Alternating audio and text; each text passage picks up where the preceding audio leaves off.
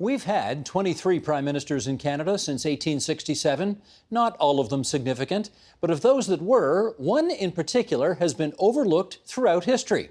Strange, too, considering Louis St-Laurent won the biggest majority government ever for the Liberals. He got the St-Laurent Seaway and Trans-Canada Highway built, created the RRSP, and stayed prime minister until he was 75 years old. Patrice Dutil has tried to remedy that oversight with the Unexpected Louis St-Laurent, Politics and Policies for a Modern Canada, and the Ryerson University professor in the Department of Politics and Public Administration joins us now from North Toronto. Mon ami, comment allez-vous ce soir? Thank you very much for having me, Steve. Always nice to be back at Ontario's kitchen table. It's a pleasure. Thank you. I'm going to start with the assumption that because he's been out of the public eye for so long, not that many people know who Louis St-Laurent is. So, Sheldon, if you would, let's bring this graphic up and we'll just go through some of the red letter dates of his life. Starting in 1941, when he was asked by Prime Minister William Lyon Mackenzie King to join the cabinet as the Minister of Justice. In 1945, he becomes Canada's External Affairs Minister. And 3 years later, he succeeds Mackenzie King as leader of the Liberal Party and the 12th Prime Minister of Canada. He is 66 years old. He is the oldest person ever to become Prime Minister. In 1949, he won the biggest election victory in the Liberal Party's history, 190 seats. However, in 1957, he is defeated by John Diefenbaker, despite winning 200,000 more votes than Diefenbaker. And in 1973, he dies at the age of 91, and he's buried in his hometown of Compton, Quebec. And here now is some very old footage of Louis St-Laurent becoming Prime Minister. News from Canada centres on the change in premiership. The new Prime Minister, Mr. Louis St-Laurent, with the Governor-General, Lord Alexander, and the retiring Premier, Mr. Mackenzie King, is seen at Government House, Ottawa, with members of the Cabinet just after the swearing-in ceremony. Later, Mr. St-Laurent took the opportunity of broadcasting to the people of the Dominion. I've just returned from Government House, where in the presence of my colleagues, His Excellency the Governor-General announced my appointment as Prime Minister and as President of His Majesty's Privy Council for Canada. There we go, all the way back in 1948. Okay, Patrice, tell us this. Mackenzie King asked him to join the cabinet in November 1941. That began his political career, but he wasn't even an MP at the time. So my question is, did St-Laurent actually want to get into politics? No, it was the last thing he ever wanted. Louis St-Laurent was about to turn 60, and when Mackenzie King approached him because his leading minister, Ernest Lapointe, had died in November, Louis St-Laurent said, look, I'm an old man. He was just about to turn 60, and in those days, turning 60 was quite a milestone. I'm not ready for this. His wife, Jeanne Renaud, was certainly not interested in that kind of thing, and he resisted. He resisted until Pearl Harbor, Steve. When Pearl Harbor hit, and he heard the news that Sunday night, the family was at the dining room table in Quebec City, and that made up his mind. He said, I have to get involved. There has to be a response. And he finally made up his mind. He contacted Mackenzie King that Monday, and on Tuesday morning, he was sworn in. So he hesitated a long time, but it was Pearl Harbor that made the difference. Do you think it was the fact that he was a Navy man in the past and that basically spoke to his sense of duty and mission? I think that Louis St-Laurent had very much an innate sense of duty. His daughter was enrolled, his son was involved in the war effort. He couldn't say no anymore, and the need was pressing. He had a sense of Canada. He had a sense of duty all through his life. He lent his name to all sorts of good causes, and I think that's what, at the end of the day, swept him into cabinet. Now, the title of your book is The Unexpected Louis St-Laurent. What was unexpected about him?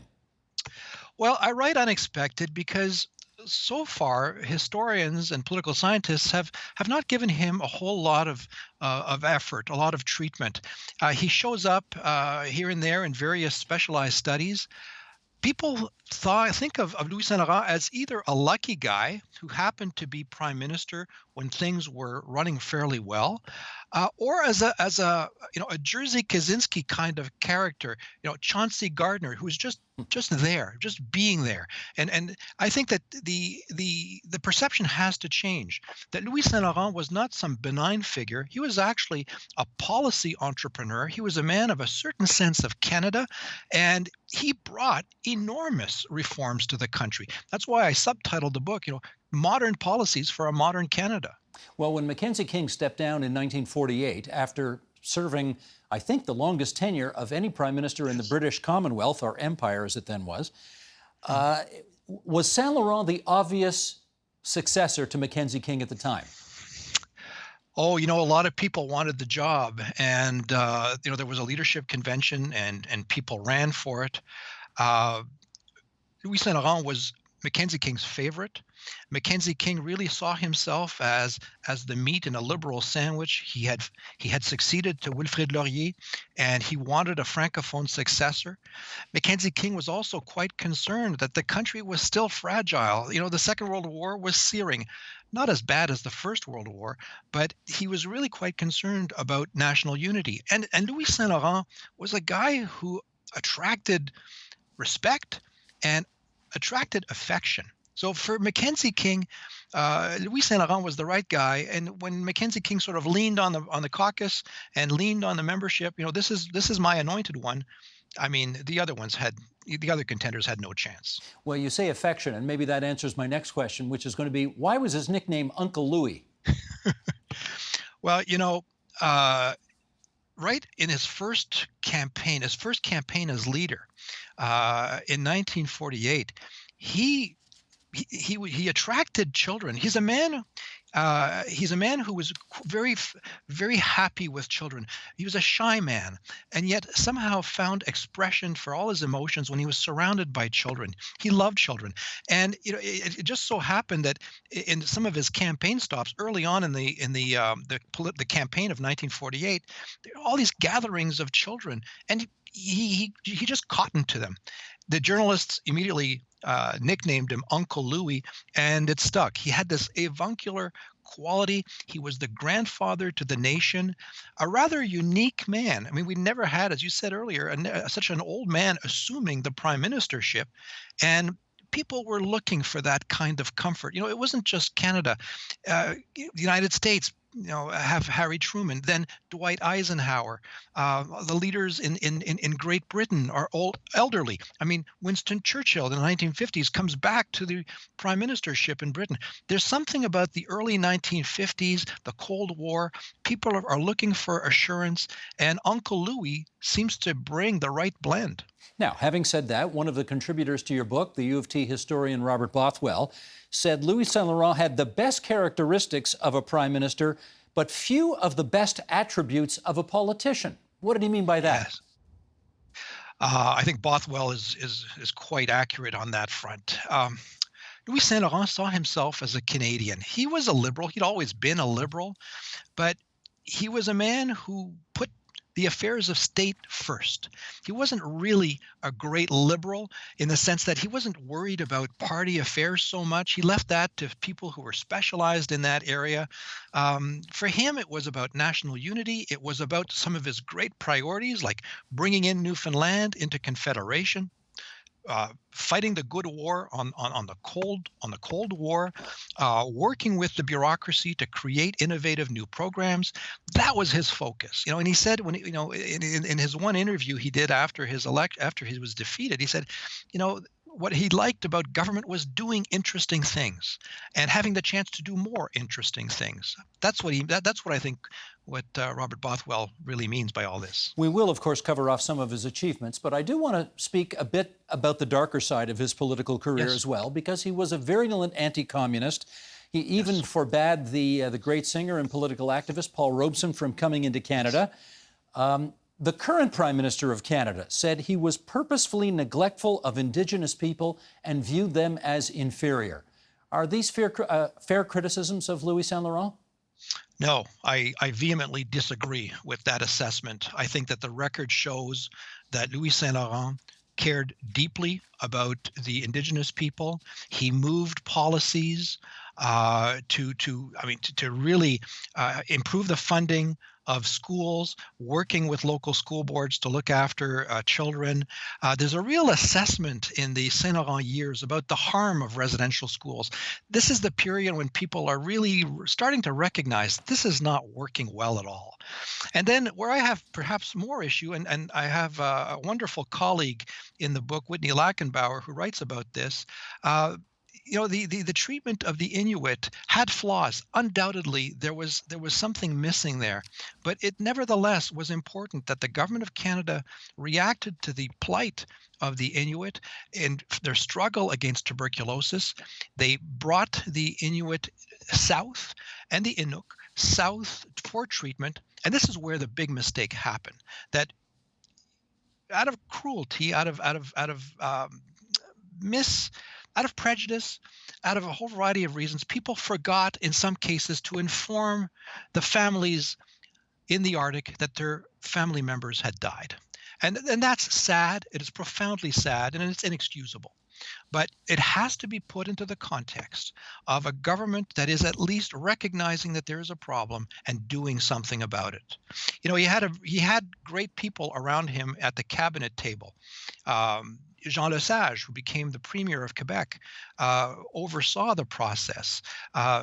Top bureaucrats were looking after the Inuit. I mean, there's a great effort being made there, and I think it's really unfair to tag Louis Saint-Laurent with being cruel in the manner that the current prime minister has labeled him. Well, okay, but I'm going to come back at you again, because during World War II, he was the Minister of Justice when this country put Japanese Canadians and Italian Canadians who did nothing wrong other than, have family members or, originate in countries that we were at war with, and they ended up interned in this country. How much responsibility does he have to bear for that? Of course he has responsibility, and he accepted the responsibility. This is not something he was proud of. It's not something he was happy about, but he did it and he acknowledged it. It's important, again, to remember the context. People were very much afraid that the Japanese community would somehow ally with Imperial Japan and undermine Canada's war effort. As I said earlier, he joined the government because of Pearl Harbor. There were mistakes made. He recognized it, and he said we still did the right thing. Now, as you know, there is right now a debate among historians about the nature of the Japanese government's perceptions on Canada. There is evidence that the Japanese had designs on Canada, and Louis Saint-Laurent, as I say, accepted responsibility, but I don't think he would have changed anything.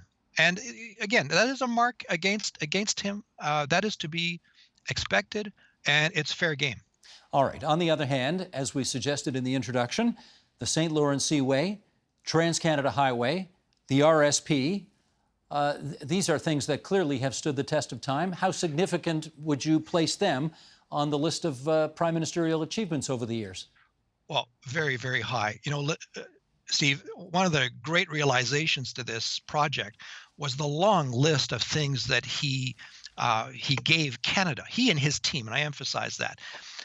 Again, Newfoundland joining, equalization, a universal pension at age 65, universal pension at age 70, but you could get one at age 65 if you had the need. He Canadianized the Governor General. He managed to build all the infrastructure. He fought, he built up the military. He created an aerospace industry in Canada. It was under his government that the decision was made to support the Avro Aero, Canada's fighter jet. Again, we know it didn't work very well, and the project was canned with good reasons. But all the same, the effort was there to support Canada, to support the ambition that Canada could play a role in aerospace. That's no small thing. There's countless evidence of the modern approach that Louis Saint-Laurent adopted for his country. The creation of the Canada Councils, another example. There's a long list of things that he brought about. And today, the equalization formula is in our Charter of Rights and Freedoms. The RSPs is an instrument that has improved the middle class of this country, and we owe that to him and his administration. Well, I'll give you another one you didn't mention here, and that is, believe it or not, we were an independent country at the time, but believe it or not, if you got a lower court decision that you didn't like, and you didn't like how the Supreme Court, interpreted it, you were allowed to go to the Judicial Committee of the Privy Council in the United Kingdom and appeal those decisions. What did he do about that? Enough of that, he said. Yeah. This is about Canadianizing our institutions. We are going to make our Supreme Court the last court of appeal. The decisions will be made by Canadians for Canadians. The Governor General will be a Canadian. All sorts of honors will be Canadianized. We have a wonderful chapter by my friend Christopher McCreary on this. It is really about reimagining the Canadian identity. And it really creates a path for successor governments to move along. He will not create a new flag. He has a feeling that this needs to happen. It'll take another decade. But really, the giant strides made to Canadianize symbols is very important. Patrice, shall we talk pipelines? Yeah, why not? We know a little something about... Seems to be a recurring topic. I was just going to say, we know a little something about pipelines here, given Keystone XL and Northern Gateway and Line 9 and all of that. But you know what? You can put all of those together, and they would still not amount to the controversy that the pipeline during Louis Saint-Laurent's time represented. Tell us that story and the significance of it. Well, Louis Saint-Laurent and his government wanted gas pipelines to run from Alberta straight to Ontario and Quebec. That was the intention. We had a reliable supply of natural gas, and Eastern Canada needed it. So how do we go about this? And Louis Saint-Laurent and his minister, his famous minister, C.D. Howe, put together a program. It would be borrowing money from the United States, using American contractors, a whole variety of factors to get the thing built. A lot of people, and John Diefenbaker, number one, really call this strategy into question. They question American involvement. They question the handling of the pipeline decision. The Liberals cut off debate. That's the worst of all crimes.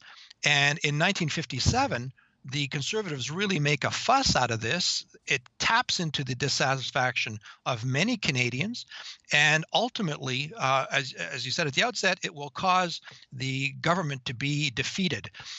Louis Saint-Laurent won, and the Liberals won the popular vote, but the government lost many ministers, including C.D. Howe. So the punishment was harsh. That being said, it was visionary, and there was no hesitation in doing what was necessary to ensure that Easterners had access to natural gas to heat their homes. Just to show you what a different time it was, though, I've often talked to John Turner, the former Prime Minister, about this, where people crammed the galleries on Parliament Hill to watch those debates as they went on, because it was so important and so crucial to the future of the country. Boy, have times changed, eh? Oh, very much. And, everything was at stake here. And the government, I thought the government defended itself very well, but it was not sufficient. You had to deal with the Diefenbaker factor, and Diefenbaker was really an adversary who was young and, younger, vigorous, while Mr. Saint-Laurent was becoming a little bit more tired, a little less vigorous. There was also a bit of a backlash against the Suez crisis. We forget, Prime Minister Saint-Laurent supported Lester Pearson adamantly in those years to mobilize Canada and to mobilize allies around Canada's idea of a United Nations force, peacekeeping force in the Suez. A lot of Canadians did not like that. Saint-Laurent dismissed the great men of Europe who tried to reestablish colonialism. He was very much in support of the new nations, of the decolonized nations. We forget that Louis Saint-Laurent invented overseas assistance.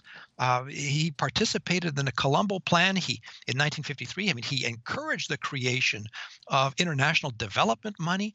That's another one of his contributions. He was very very much at ease among world leaders, and that's an important factor. So, I mean, I've diverged a little bit from pipelines, but it just goes to show that the 1957 victory by Diefenbaker was in part pipelines, but also in part a resistance to what Canada had done over Suez.